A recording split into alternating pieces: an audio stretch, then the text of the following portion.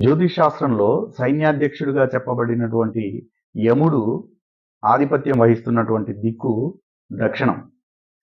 ఈ యమస్థానంలో వాస్తు దోషాలు ఏర్పడితే ఇంటి యజమాని యొక్క సామర్థ్యం సన్నగిల్లిపోతుంది. అంటే నిశ్చేష్టుడుగా మారిపోతాడు.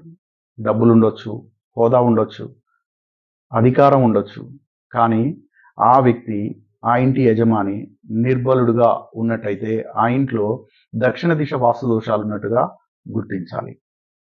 దక్షిణ దిశలో వాస్తు దోషాలంటే ఇంటి మొత్తంలో దక్షిణం, పడమర ఎత్తుగా ఉండాలి.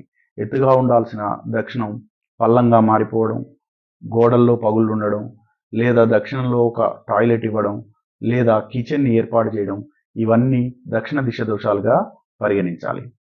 దక్షిణ దిశకు అధిపతి అయినటువంటి యమస్థానంలో డోరుండడం కూడా దక్షిణ దిశాలోపంగా చెప్పాలి.